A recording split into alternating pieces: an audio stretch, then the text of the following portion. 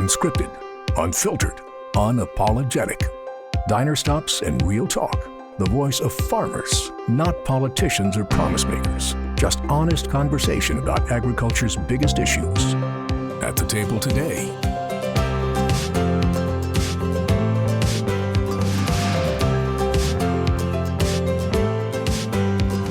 This is The Farmer's Table, an original series from Pivot Bio. Hello and welcome again to The Farmer's Table. I'm Andrew McCrea, the host of American Countryside and a farmer from Northwest Missouri. We're headed back to Nashville and the Flat Tire Diner to sit down with three veteran farmers for a lively and entertaining discussion.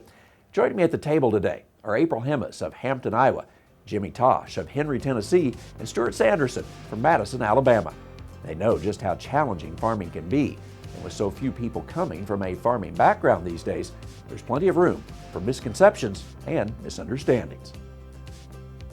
I'm interested what you say is the biggest misconception about farming and agriculture you run into. Well, since a misconception is that there's not many women in agriculture, let's let the lady of the group go first and just talk about the misconceptions. It all started, actually I'm headed into my 38th year farming, and so I've gone through a lot. But yeah, I always used to get, oh, it's so nice you're here helping your dad. No, I'm farming, so, but there's a lot more women getting involved, especially in agribusiness, which is good to see. But yeah, yes, I do drive a tractor, and actually my husband got in my combine. I thought, oh, he's gonna learn how to drive it. He doesn't do anything on the farm. And he got in, and because I had just bought it, and I was showing him, you just push this, it's auto steer, and this and that. And then we get to the end of the round, and he goes, you can let me out. And I go, you don't want to learn how to drive this? He goes, no, I just wanted to see what a couple $100,000 will buy you. And I go, he thinks that's what I paid for this. Yep, okay, bye. But, got him food. Yes, I do. Well, like any good wife, I don't tell him what I pay for things. So, a little bit different. But Pair of shoes yes, and nails, that's true. That's true. A couple of $100,000 is different. No, but it's good to see. And like I always say, with the women managing the farms, they might not be out there working, but they're in there managing.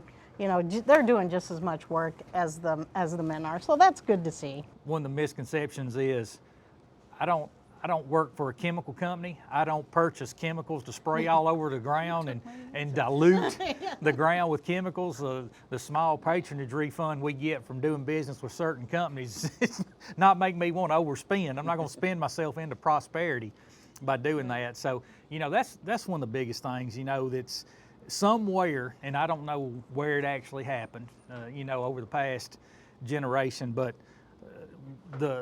it's like the country separated itself from just what agriculture is. How ag helped build the country, how ag sustains the country, how ag is a vital part of our national security. And there's such a big disconnect right there because of some of these misconceptions that we're just out for we're all for profit. Well, we have to make a profit to stay in business. Economically but the profits that we make trickle way down to the general consumer. That's less than anywhere on the globe. And so if we're out to destroy what we've got, how is it that we're still able to provide a safe, effective product at a high quality to so many consumers in the country? And I always add in that 97% of the farmers in the U.S., 98% in Iowa, are family farms. They think the chemical companies telling us, oh no, I'm talking about those corporate farms. April, not your farm. No, you are talking about them. We're all family farms, no matter the acreage, like we were talking before. So, that's an important part I think we need to get across. If it's incorporated, it's for tax reasons or whatever, but we're family farms, and that's where it starts on the farm. Yeah, and one thing about agriculture is I don't really understand. We want the latest technology in medicine, cars, whatever, but some of the consumers don't want to use the latest technology in agriculture. I mean, like GMOs or chemicals or whatever, and I don't understand it. I mean, We can't feed this world without the technology that we've got today, and hopefully the technology is coming along in the future. So, and being in a pork producer, I mean, we get lots of bad raps too, how we treat animals. But Just bring up bacon. Just always remember bacon. well, ill-treated animal is not a productive animal, so we treat them as well as we can. And they're comfortable. They're Right. in, that's what I always say. They're in 72 degrees all year long. If we're asked, what do we do on our farming operation? I mean, I've been asked before, well, do you farm clean? And you hear that, we're clean eaters. And I say, well, I show up clean. I'm pretty dirty when I go home. I can get off into the details of it. I can get off into the details like, well, yeah, we produce corn at some of the lowest levels of inputs of anywhere in the United States and still have some of the most record high yields of anywhere in the United States. I can tell them that industry standard is you're using a 1 to 1 point units of a nitrogen solution to create 1 bushel of harvestable corn. But on our farm, we're down to 0.6, so we're 40 to 45% less than the national average. I can And then tell their you eyes gloss by over increasing it. organics and by placing micronutrients, zinc, magnesium, phosphorus, boron, carbon in furrow to basically hydroponically grow a plant. I can tell them how we're doing that, but then they go back, but are you clean farming? Well, we don't know how to talk on the same levels. That's the same way with sustainability. I Oh, call gosh, it the S yes. word. I know, but it's different on my farm than your farm. That's a great point, not to And- interrupt you, but Yeah. Sustainability depends on where you're at as to your Exactly. definition of sustainability. Yeah. It really does. Now, we've got our core values that will line up with each other's sustainability, but it's territorial to where you're at to what you actually view sustainability is. Yep, and it's, that's what I say. I'm farming my family's farm. It's been in my family for almost 125 years now. So it's sustainable as an organic farm with horses, a conventional farm, and now I'm no-till or minimum till, so it's whatever works for you and whatever makes my soil the healthiest. So I can raise a healthy crop so you can feed it to your pigs. What's more sustainable than producing livestock and producing meat and eggs and milk? Plus you get the manure to I mean, put back on to get the field. milk for the sustainable to Right, produce right. crops. Farmers have always taken care of what they value.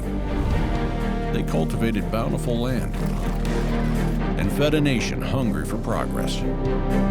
As Americans dialed up, precision on the farm led to yields once thought impossible.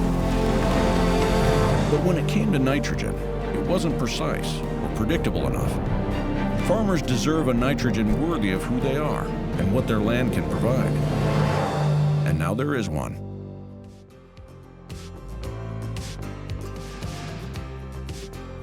Yes, we are sustainable, but I don't know if you have one. I'm not for one definition because, trust me, these two guys won't agree with my definition. But we know we're going to keep And I moving know this direction. we're So how do we? absolutely going to do that. It's coming. So are we pretty much at the whim of the consumer then, or can agriculture do something to help put some parameters around it so we can really take advantage of it and not be told what it is? Agriculture can have a major role in that.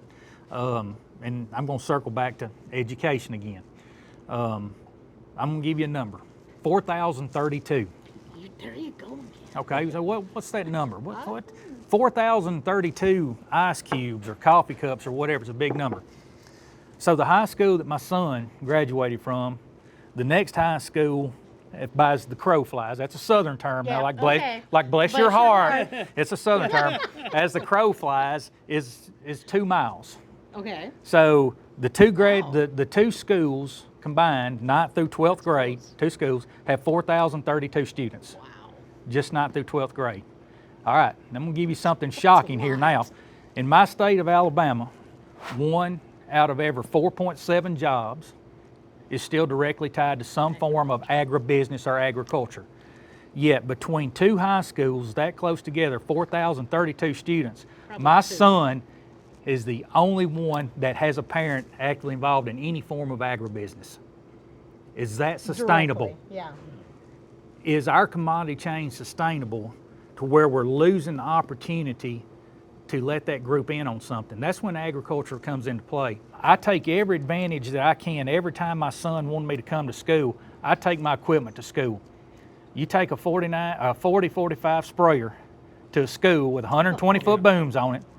You fold it out, and you're supposed to be there for 30 minutes for a career day. And 6 hours later, after students, faculty, and everybody else has climbed on it, after we set up a tent to show your GPS systems, our equipment, how everything worked, then you get invited back to speak to a plant sciences class in my son's class.